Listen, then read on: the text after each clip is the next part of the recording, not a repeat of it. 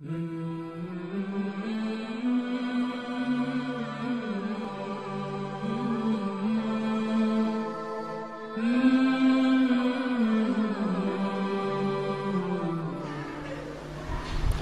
itu ada di mana-mana. Allah itu ada di mana-mana.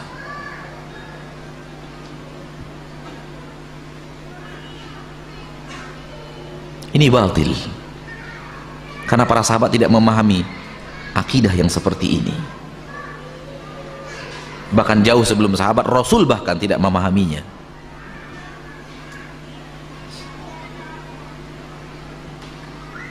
Ketika sahabat Nabi didatangkan kepada Nabi SAW seorang wanita, sahabat wanita, sahabiyah wanita, budak daripada seorang sahabat bernama Muawiyah bin Hakam, bukan Muawiyah bin Abi Sufyan, Muawiyah yang lainnya, Muawiyah bin Hakam dalam Sahih Muslim. Nabi bertanya kepada budak itu, "Aina Allah?" Di mana Allah? Dia mengatakan fis sama, di atas langit.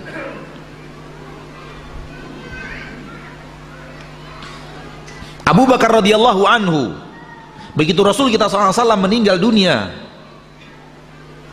dan berkhutbah di masjid, Abu Bakar mengatakan, "Man kana ya'budu Muhammadan fa inna Muhammadan qad mat." Barang siapa di antara kalian yang beribadah menyembah Muhammad, maka Muhammad telah wafat. Wa man kana minkum ya'budullah. Barang siapa di antara kalian yang beribadah kepada Allah, fa innallaha hayyun fis sama ila yamut. Karena Allah itu hidup di langit dan tidak akan pernah untuk meninggal selama-lamanya. Abu Bakar, Umar, pemimpin umat Islam, dan tidak ada seorang pun sahabat yang berada di masjid yang jumlahnya ribuan itu yang protes. Apa kata Anda fis sama? Enggak, Allah di mana-mana. Salah ini Abu Bakar.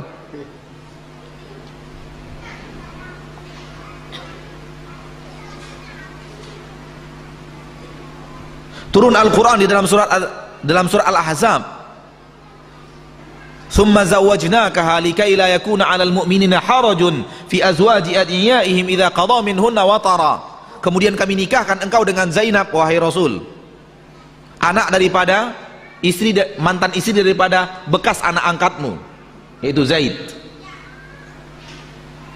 Kami nikahkan engkau dengan Zainab. Allah menikahkan Nabi dengan Zainab, istri beliau tercinta Zainab binti Jahsh radhiyallahu anha wa ardhaha. Apa kata Zainab kepada istri-istri Nabi yang lainnya? "Zawajakunna ahlukunna." Yang menikahkan kalian adalah wali-wali kalian, ayah kalian, abang kalian. "Wa zawwajani Allahu min fawqi sab'i samawat." Yang menikahkan aku adalah Allah dari atas langit yang ketujuh.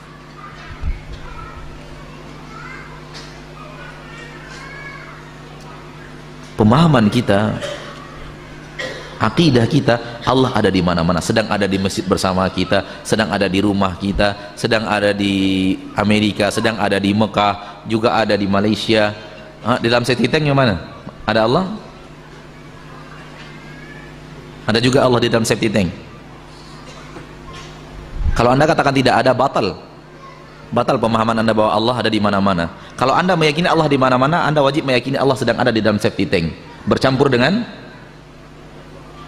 naudzubillah yang Anda sendiri tidak mau bercampur dengannya setiap hari, di tempat-tempat yang kotor dan jorok. Naudzubillah tsumma naudzubillah. Ustaz, akidah ini kami tidak mengarangnya, kami ambil dari Al-Quran. "Wa huwa ma'akum aina ma kuntum." Dia bersama kalian dimanapun kalian berada.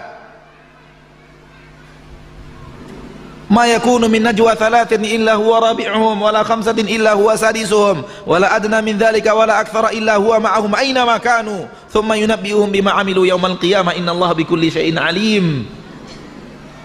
Tidak kalian berbisik-bisik tiga orang melainkan dia yang keempat.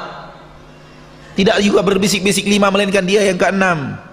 Tidak jumlah lebih banyak, tidak jumlah lebih sedikit, kecuali dia bersama kalian dimanapun kalian berada. Kemudian dia akan memberitahu kepada kalian apapun yang kalian kerjakan, sesungguhnya Allah dengan segala sesuatu maha mengetahui. Kami dengan Al-Quran, Wa nahnu aqrabu ilaihi min hablil warid. Kami lebih dekat kepadanya daripada urat lehernya, urat nadinya. Kita katakan pemahaman yang salah.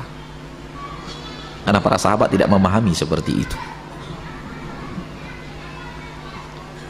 Allah kebersamaan, Allah bersama kita. Karena memang Allah mendengar apa yang kita ucapkan. Allah melihat seluruh gerak-gerik kita. Allah melihat apa yang ada di dalam kantong kita yang kita tidak lihat sekarang. Kalau ada semut dalam kantong antum, antum tahu? Nggak tahu. Allah tahu kalau ada semut dalam kantong antum. Saking tahu detailnya apa yang Allah tahu. Allah mendengar seluruh suara kita, bahkan suara kita sendiri yang kita tidak dengar Allah dengar. Antum sering merintih tanpa suara? Pakai suara hati? Apakah antum bisa mendengar rintihan suara hati itu? Allah mendengarnya dari atas langit yang ketujuh, dari atas arsy. Ini maksud kebersamaan Allah bersama makhluknya. Makanya Allah katakan 3 orang berbisik-bisik Allah yang keempat, 5 orang berbisik-bisik Allah yang kelima, tidak jumlah yang lebih besar Allah yang keenam, tidak jumlah lebih besar, tidak jumlah lebih sedikit, kecuali Allah bersama mereka. Allah dengan segala sesuatu maha mengetahui. Lihat, Allah tutup dengan firman-Nya, Allah tahu. Jadi kebersamaan di sini adalah maksudnya Allah mengetahui. Anda berdua berbisik-bisik, Allah tahu apa yang Anda ucapkan. Seorang duduk bersama Safwan bin Umayyah di kota Mekah bernama Umair bin Wahab. Di kota Mekah setelah Rasulullah hijrah ke kota Madinah. Duduk Safwan bin Umayyah, dan Umayyah ini terbunuh di perang Khalaf. Ayahnya Umayyah bin Khalaf terbunuh di perang Badar. Petinggi Mekah. Anaknya Safwan bernama Safwan duduk bersama seorang sahabat karibnya bernama Umair bin Wahab. Lalu Umair bin Wahab mengatakan, saya ingin sekali membunuh Muhammad itu. Kalau bukan karena ada perkara di antara saya, ada hal yang menghalangi saya. Kata Safwan, apa yang menghalangi kamu untuk pergi ke Mekah? Saya masih ada anak dan istri yang harus saya biayai. Saya ada hutang yang belum saya lunasi. Tapi kamu, benar kamu akan ke Madinah membunuh Muhammad? Iya, saya akan ke Madinah. Udah, kalau begitu, kalau kamu pergi, saya yang tanggung. Istri dan anak-anakmu kalau kamu pergi saya yang tanggung, dan hutang-hutangmu saya akan bayar. Jaminan. Pergi kamu ke Madinah, bunuh Muhammad. Hanya berdua di padang pasir di atas sebuah batu. Sepakatlah. Mereka yakin, saya yakinnya bahwa tidak ada orang yang mendengar. Padang pasir. Berbeda kalau kita bicara di dalam hutan, masih ada di balik pohon, di atas pohon, di balik semak-semak, bisa jadi ada orang bersembunyi. Ini padang pasir, padang yang terbuka, hanya Safwan dan Umair bin Wahab. Maka datanglah Umair bin Wahab ke kota Madinah. Di awal dia datang, dilihat oleh para sahabat, asyhadu an la ilaha illallah wa asyhadu anna Muhammadan. Gembira para sahabat. Umair bin Wahab masuk Islam, Umair bin Wahab masuk Islam. Para sahabat gembira sekali ketika melihat ada orang kufar masuk Islam itu. Kebahagiaan yang luar biasa. Langsung menjadi saudaranya, dipeluknya, diucapkan kata-kata yang membuat dia bahagia, kata-kata selamat. Lalu kemudian mereka membawanya kepada Rasul. Kata Rasul setelah duduk di hadapan Rasul, bagaimana wahai Umair? Asyhadu an la ilaha illallah wa asyhadu anna Muhammadar Rasulullah. Ingin membunuh kan? Ingin membunuh. Sudah disiapkan pisau beracun, tinggal tusuk di dekat Rasul sallallahu alaihi wasallam. Sudah sangat dekat dengan Rasul. Para sahabat tidak tahu. Ketika kita tidak tahu dan kita merasa orang itu aman, kita biasanya hilang apa? Hilang safety. Kata Rasul tercinta sallallahu alaihi wasallam, bukankah engkau membawa pisau beracun untuk membunuhku? Bukankah engkau di kota Mekah duduk bersama Safwan bin Umayyah di atas sebuah batu, dan engkau mengatakan aku ingin sekali membunuh Muhammad? Dan Rasulullah mengucapkan kata-kata dia kepada Safwan. Dan apa kata-kata Safwan kepada dia? Karena Allah tahu bisik-bisik mereka. Kata Umair bin Wahab, demi Allah wahai Muhammad, takkan ada seorang pun yang bisa mendengar ucapan kami karena kami sedang berada di padang pasir. Kalaulah bukan Allah yang mendengar apa yang kau ucapkan, tidak akan ada orang yang bisa memberitahu kepadamu, asyhadu an la ilaha illallah wa asyhadu anna muhammadar rasulullah, aku bersaksi bahwa engkau adalah utusan Allah dan tiada yang berhak diibadah kecuali Allah. Masuk Islam. Allah mengetahui apa yang kita bicarakan, maksudnya adalah Allah mendengarnya. Allah mengetahui keadaan kita, tidak akan tersembunyi dari Allah. La ya'zumu anhu mithqalu dzarratin fis samawati wala fil ard, tidak akan tersembunyi dari Allah sedikit pun di langit dan di bumi. Tapi bukan maksudnya Allah bersama kita, zatnya bersama kita, karena Allah tegas mengatakan Ar-Rahmanu 'alal 'arsy istawa, Allah subhanahu wa ta'ala di atas arsy. Namun bisik-bisik kita Allah tahu, Allah dengar. Ini maksud kebersamaan. Kalau kita ingin bahas ini bahasan panjang lagi, tapi ingat, Nabi Muhammad ketika disuruh untuk menghadap Allah, pergi kemana Nabi kita tercinta? Dibawa kemana Nabi kita tercinta oleh malaikat Jibril? Menembus langit pertama, kedua, ketiga, keempat, kelima, keenam, sampai Sidratul Muntaha. Kenapa harus dibawa ke sana? Ingat ketika Fir'aun ingin mencari Tuhannya Musa, apa yang dia lakukan? Wa qala ya Haman ibni li sarhan la'alli ablughul asbab samawati fa'attali'a ila ilahi Musa wa inni la adhunnuhu minal kadhibin. Wahai Haman, bangunkan untuk gunung-gunung yang tinggi, gunung-gunung yang sampai mencakar langit, aku ingin melihat mana Tuhannya Musa. Kenapa Fir'aun mencari Tuhannya Musa ke atas? Karena Nabi Musa memberitahu kepada Fir'aun Allah di atas, bukan di mana-mana. Fir'aun tidak menyebar pasukan cari Tuhannya Musa di kiri, di kanan, di dalam lubang, di bangun ke atas, aku ingin melihat Tuhannya Musa mana. Saya yakin Musa ini berbohong, kata Fir'aun. Dibangun ke atas. Subhanallah. Jadi hati-hati ma'asyarul muslimin. Sebagian syubhat yang mereka lontarkan. Yang pertama, perkataan sebagian kaum sufiyah ya, dia mengatakan bahwasanya Allah di mana-mana. Allah di mana-mana. Masyarakat kita di Indonesia, kalau kita tanya Allah di mana, mereka sering mengatakan apa? Allah di mana-mana. Tapi sebenarnya itu ucapan hanyalah ucapan lisan, keyakinannya tidak. Sehingga kalau mereka sering mengatakan kita serahkan urusan kita kepada yang di atas, sering mereka mengatakan demikian. Kalau mereka sudah susah, sudah serahkan aja kepada yang di atas. Berarti mereka meyakini Allah di mana? Di atas. Tapi kalau kita tanya Allah di mana, baru mereka bilang Allah di mana-mana. Tapi kalau kena masalah mereka bilang apa? Serahkan kepada yang di atas. Benar? Udah serahkan aja yang di atas ya maksudnya. Terus kalau di mana? Ya di mana-mana. Lu gimana di mana? Serahkan aja yang kepada yang di bawah. Harusnya begitu kan? Di mana-mana. Serahkan aja yang ada di samping kananku. Siapa? Tapi kalau di mana-mana di kanan kiri sebelahnya ada Allah. Ya. Tapi mereka dengan tulus mengatakan Allah di atas. Tapi maksud mereka mengatakan Allah di mana-mana artinya ilmu Allah meliputi segala sesuatu. Kamu tidak akan terluput dari apa? Pengetahuan Allah, dari ilmunya Allah. Allah tahu kamu di mana. Jadi sebenarnya perkataan mereka Allah di mana-mana maksudnya Allah meliputi, Allah tahu seluruh isi makhluknya dimanapun Allah ilmunya ada. Oleh karenanya mereka sebagian sufiyah ya Jahmiyah yang berdalil tentang Allah di mana-mana, di antara dalil mereka yaitu firman Allah Subhanahu wa taala, wa huwa ma'akum ainama kuntum. Allah bersama kalian dimanapun kalian berada. Dan ini dalam surat Al-Mujadalah ya. Saya carikan ayatnya ya. Alam tara anna Allah ya'lamu ma fis samawati wa ma fil ard. Ma yakunu min najwa thalathatin illa huwa rabi'uhum. Dalam surat Al-Mujadalah ayat 7. Dalam surat Al-Mujadalah ayat 7. Allah berfirman, "Alam tara, tidakkah kau lihat? Anna Allah ya'lamu ma fis samawati wa ma fil ard." Allah mengetahui seluruh apa yang di langit dan apa yang di bumi. Allah Maha mengetahui segalanya. Kenapa? Karena kita makhluk, Allah tahu seluruh ciptaannya. Makanya Allah mengatakan, "Wa ma tasqutu min waraqatin illa ya'lamuha." Tidak satu daun pun yang jatuh kecuali Allah tahu ilmunya. Daun itu dimanapun dia, di belantara Irian Jaya, belantara Australia, belantara Amerika, ada satu daun jatuh, Allah tahu tentang ilmu daun ini.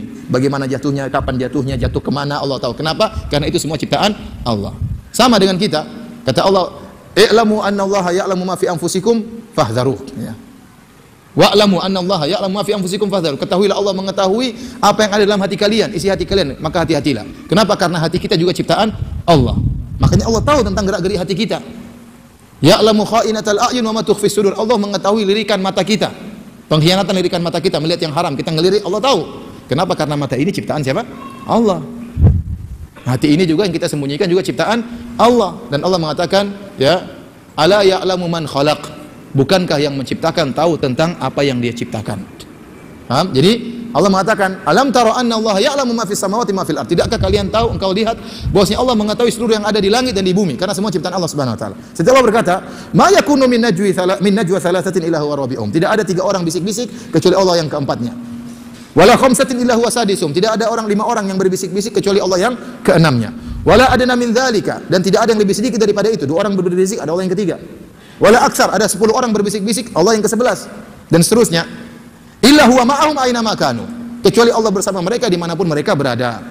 Tsumma yunabbi'uhum bima amilu yaumal qiyamah. Kemudian Allah kabarkan kepada mereka tentang apa yang mereka lakukan pada hari kiamat kelak. Innallaha bikulli syai'in alim. Sungguhnya Allah Maha mengetahui atas segala sesuatu. Ayat ini dipotong oleh orang Jahmiyah. Allah berfirman, wa huwa ma'ahum aina ma kanu. Allah bersama mereka dimanapun mereka berada.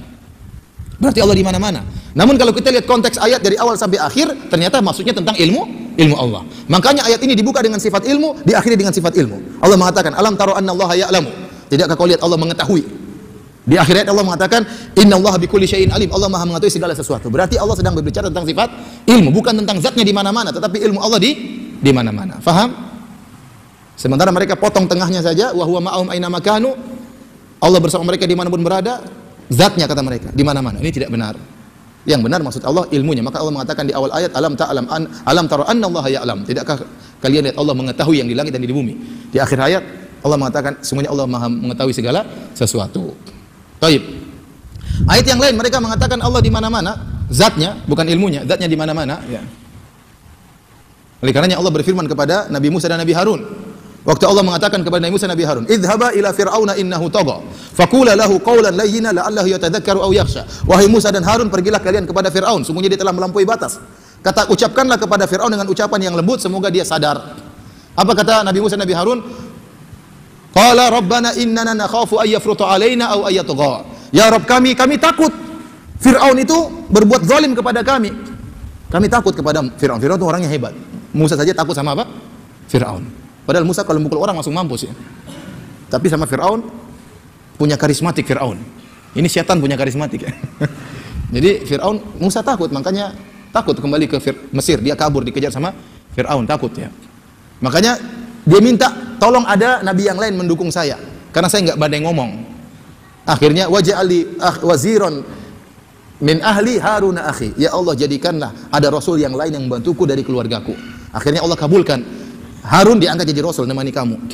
Dan ini dalil bahwasanya Musa kedudukannya sangat mulia di sisi Allah. Bayangkan dia minta sama Allah, ya Allah angkat si fulan jadi rasul. Allah kabulkan tidak? Kabulkan. Bayangkan, rasul bukan sembarang ya. Ya Pak Raja ini jadikan ustadz orang ini. Bukan ustadz, ini jadikan rasul. Minta kepada Allah, adik saya atau kakak saya jadikan rasul. Allah kabulkan gara-gara permintaan siapa? Nabi Musa. Jadi makanya Allah mengatakan wa kana indallahi wajiha. Musa di sisi Allah sangat mulia. Sampai minta seorang diangkat jadi rasul, Allah kabulkan. Luar biasa. Namun kata Nabi Musa Nabi Harun, innana nakhafu ay yafruta alaina aw ayatgha. Ya Allah, kami takut Firaun itu melakukan kesalahan bagi kami atau melampaui batas menzalimi kami. Kata Allah, la takhafa innani ma'akuma. Jangan kalian berdua takut. Kalian berdua takut. Innani ma'akuma, aku bersama kalian berdua. Asma'u wa ara. Aku lihat dan aku mendengar. Bukan zatku bersama kalian berdua, tidak. Tapi aku bersama kalian berdua dari sisi apa? Aku melihat dan aku mendengar. Artinya aku mengawasi kalian berdua. Jangan khawatir. Kapan kalian diserang, aku akan berikan pertolongan. Jadi kata Allah, innani ma'akuma, aku bersama kalian berdua, bukan zatnya bersama Nabi Musa Nabi apa? Harun. Tetapi asma'u wa ara, aku mendengar dan aku lihat, artinya aku mengawasi kalian berdua. Jadi kebersamaan tidak harus kebersamaan zat. Bisa jadi kebersamaan apa?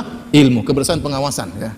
Seperti kita ada orang masalah, ente pergi sana, jangan, saya sama kamu, jangan khawatir, saya sama kamu. Bukan berarti saya berangkat sama dia, tapi saya awasi, saya akan dukung, bisa jadi seperti itu. Paham?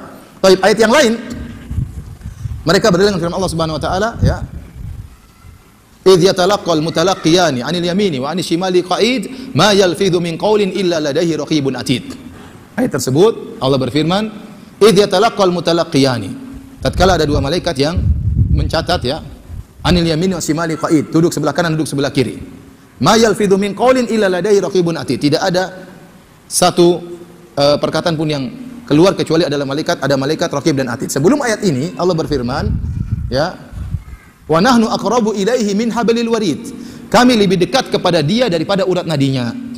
Kami lebih dekat kepada dia daripada urat nadinya. Kata mereka berarti Allah di mana-mana, bahkan lebih dekat daripada urat nadi kita sendiri. Namun para ulama membantah ayat tersebut, wa nahnu di situ bukan berarti Allah, tapi maksudnya malaikat. Maksudnya apa? Malaikat. Dalam ayat yang lain kata Allah Subhanahu wa taala, wa nahnu aqrabu ilaihi minkum walakin la tubsirun. Dalam surat yang lain Allah sebutkan tentang orang-orang yang menyenguk orang yang akan meninggal dunia. Tatkala orang tersebut akan meninggal dunia, kata Allah Subhanahu wa taala, wa nahnu aqrabu ilaihi minkum. Kami lebih dekat daripada orang yang sakit tersebut daripada kedekatan kalian. Walakin la tubsirun, akan tapi kalian tidak melihat. Jadi Allah lebih dekat kepada orang yang akan meninggal daripada penyenguknya. Namun yang penyenguk tidak apa? Melihat. Kata mereka berarti Allah di mana-mana. Bagaimana bantahnya dua ayat ini? Yang pertama mengatakan Allah lebih dekat daripada urat nadi, yang kedua Allah lebih dekat kepada orang sakit daripada yang menyenguk. Bantahnya mudah. Yang dimaksud dengan nahnu di situ adalah malaikat, bukan Allah Subhanahu wa taala. Kenapa? Ayatnya berkaitan dengan apa? Dengan malaikat. Coba kita perhatikan. Ayatnya Allah mengatakan, wa nahnu aqrabu ilaihi min hablil warid. Kami lebih dekat kepada dia daripada urat nadinya. Idh yatalaqqal mutalaqiyani. Kapan? Tatkala ada dua malaikat yang mencatat. Berarti nahnu di situ maksudnya apa? Malaikat. Malaikat lebih dekat dari urat nadi. Ya, itu maksudnya malaikat. Dan nahnu kami bisa artinya malaikat seperti firman Allah Subhanahu wa taala, fa idza qara'nahu fattabi' qur'ana. Kalau kami bacakan Al-Qur'an maka ikutilah bacaannya. Ternyata yang dimaksud malaikat Jibril waktu mentalkin Nabi Muhammad sallallahu alaihi wasallam. Waktu malaikat Jibril mentalkin Nabi Muhammad, "Iqra bismi rabbikal ladzi khalaq." Yang mentalkin Allah atau malaikat Jibril? Malaikat Jibril. Tapi Allah mengatakan fa idza qara'nahu, kalau kami baca ikutilah bacaannya. Jadi malaikat, terkadang Allah mengatakan nahnu kami, maksudnya apa? Para malaikat, karena memang para malaikat menjalankan perintah Allah. Sama seperti ada seorang bos mengatakan itu bangunan kami yang bangun, padahal bukan dia cuma nengok-nengok saja. Yang bangun tukang bangunan tentunya, tukang batu, tukang kayu, tapi dia bilang itu bangunan kami yang bangun. Kenapa? Karena itu semua anak buah dia. Paham? Jadi ini yang kedua juga kata Allah, wa nahnu aqrabu ilaihi minkum walakin la tubsirun. Kami lebih dekat kepada orang yang sakit daripada kalian, hanya saja kalian tidak bisa melihat kami. Ini isyarat kata para ulama, berarti maksudnya malaikat. Karena malaikat terkadang bisa kelihatan, seringnya tidak kelihatan. Kalau Allah tidak mengatakan demikian, karena memang Allah tidak bisa dilihat di dunia, paham? Makanya Allah mengatakan apa namanya? Walakin la tubsirun, akan tapi kalian tidak melihat. Baik. Bantahan yang kedua yang lebih telak, perhatikan ini butuh logika tapi sederhana ya. Kalau Allah di mana-mana, berarti tidak perlu ada kalimat lebih dekat. Paham? Karena kedekatannya pada semuanya sama saja, maka nggak perlu ada kalimat lebih dekat. Allah mengatakan dalam ayat yang kedua, wa nahnu aqrabu ilaihi minkum walakin la tubsirun. Kami lebih dekat kepada orang yang sakit daripada kalian wahai para penyenguk, tapi kalian tidak melihat. Kalau ternyata Allah di mana-mana, seharusnya kedekatan Allah dengan orang yang sakit dengan kedekatan Allah dengan orang yang apa? Menyenguk sama saja, tidak perlu ada kalimat apa? Lebih dekat. Tidak perlu Allah mengatakan wa nahnu aqrabu ilaihi min hablil warid. Kami lebih dekat daripada urat nadi, karena Allah di mana-mana. Tidak perlu ada kalimat lebih dekat. Kalau Allah di mana-mana berarti kedekatannya semuanya apa? Sama. Tidak perlu ada kalimat lebih dekat. Paham? Baik. Ahlul ahwa, ahlul batil, ya, ahlul ta'wil, di dalam mereka menetapkan sifat-sifat Allah, mereka menempuh dengan jalur pertama at-tamtsil, kemudian at-ta'til, kemudian at-tahrif. Iya. Apa maksudnya? Ketika mereka mendengar satu sifat dari sifat Allah, Allah beristiwa, langsung mereka permisalkan dengan makhluk. Ini namanya apa? Tamtsil. Kenapa mereka permisalkan dengan makhluk? Kalau Allah itu bertempat, berarti Allah itu butuh kepada tempat. Berarti yang ditempati lebih besar dari Allah. Kan itu yang mereka pahami. Tamtsil enggak ini? Tamtsil dengan makhluk. Setelah mereka tamtsil, kemudian mereka ta'til. Oh, enggak mungkin Allah itu butuhkan tempat. Enggak mungkin tempat itu lebih besar dari Allah. Berarti apa? Bukan istiwa, dita'til. Nah, bagaimana dalam Al-Quran Allah sebutkan istiwa? Maksudnya dengan ditahrif, menguasai. Paham? Jadi dulunya tamtsil dulu, kemudian ta'til, kemudian tahrif. Paham di sini? Adapun Ahlus Sunnah, ya, di dalam menetapkan sifat Allah, tatsbit, kemudian tanzih. Apa itu tatsbit? Apa yang datang dari Allah? Allah mengkhabarkan Allah beristiwa di atas arsy. Tatsbit, nutsbituhu, kita tetapkan Allah beristiwa di atas arsy. Kemudian apa? Tanzih, disucikan. Istiwanya Allah beda dengan istiwanya makhluk. Bisa difahami? Ini thariqahnya. Nah, dari apa sisi yang keterkaitan dari soal? Iya. Allah Subhanahu wa taala ketika beristiwa di atas arasy-Nya, kita katakan Allah nggak butuh kepada tempat. Allah nggak butuh kepada tempat. Wahai manusia, sesungguhnya kalian semua itu fakir kepada Allah. Kalian semua butuh sama Allah. Gak ada makhluk yang tidak butuh kepada Allah. Walaupun malaikat Jibril diutus oleh Allah untuk menyampaikan wahyu, beliau juga butuh kepada Allah.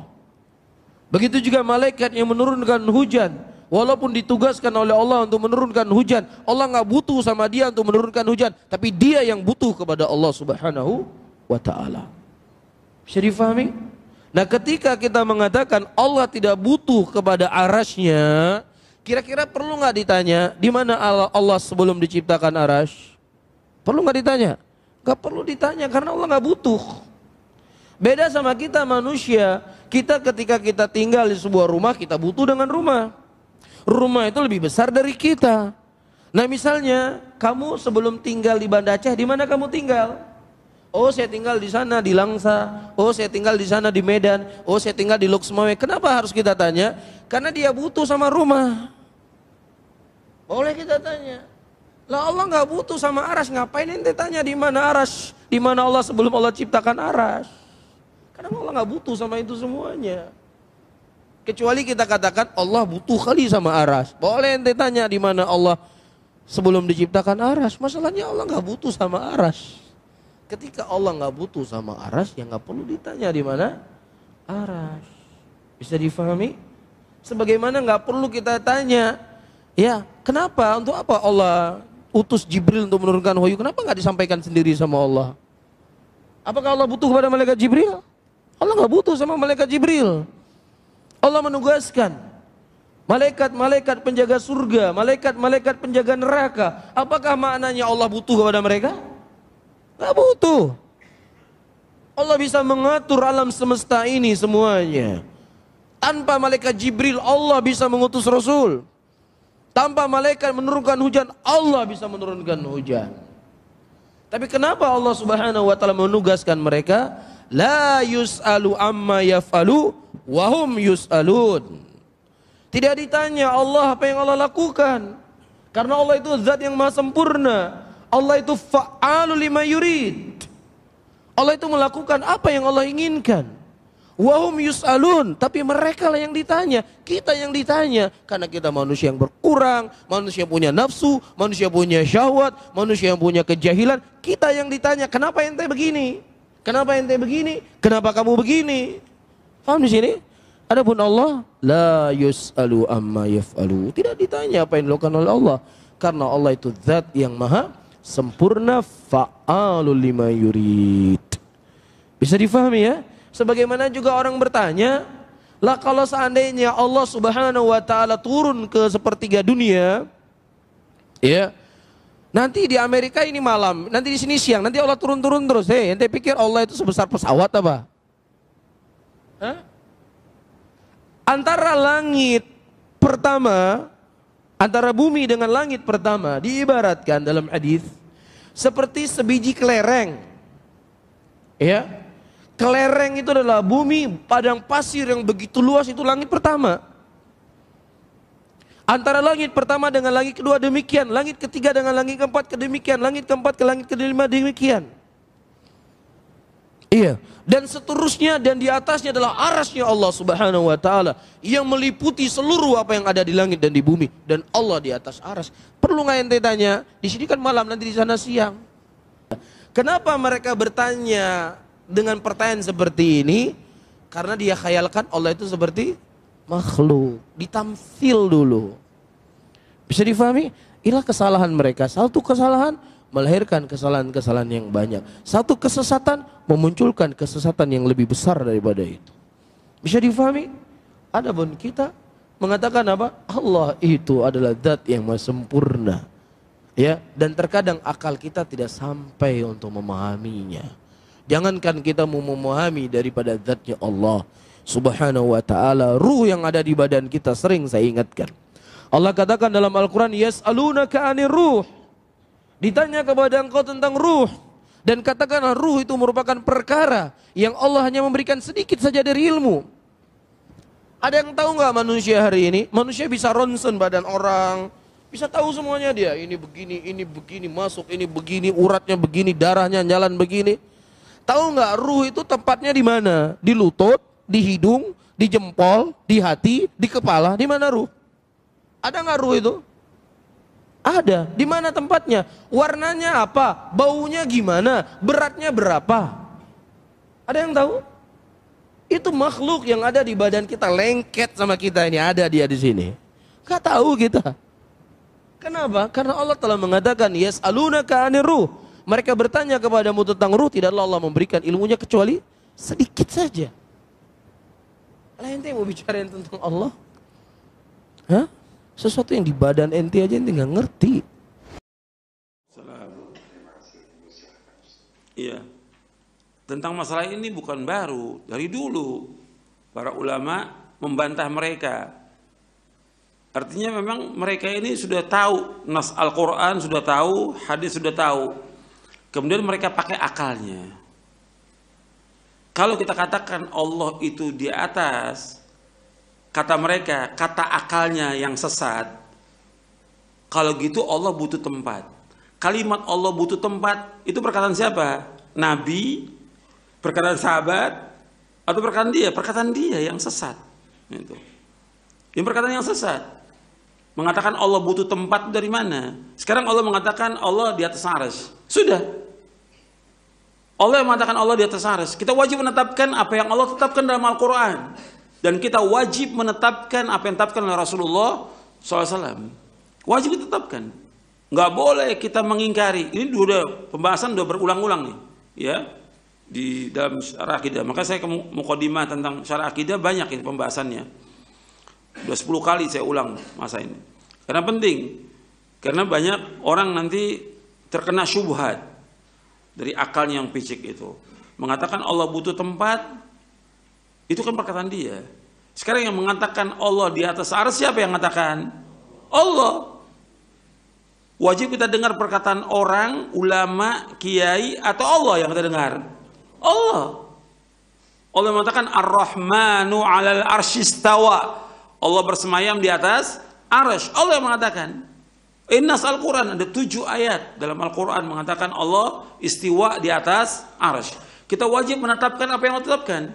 Ketika dia mengingkari penetapan Allah, ini orang durhaka atau tidak? Durhaka. Menolak Al-Quran, tidak punya adab kepada Allah. Nggak punya adab. Tidak memuliakan Allah. Wa ma qadarullah qadri. Mereka tidak memuliakan Allah dengan sepenuh pengagungan.